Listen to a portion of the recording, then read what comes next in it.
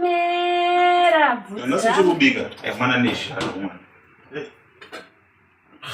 Imombe. Imombe. Naitaiti. Imombe re. Nonita izvo. Iyo nyama imombe. Zvandi ndi imombe.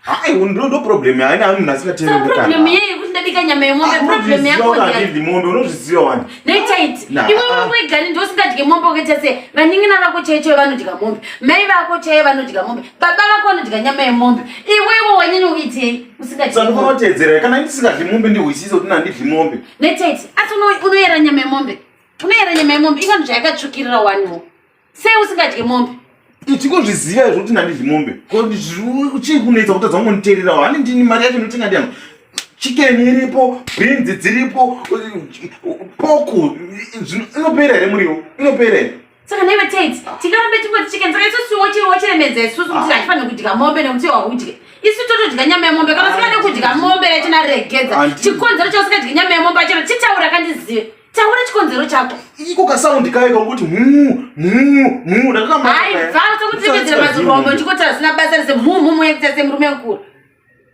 ino usingateereriwo zvokwanise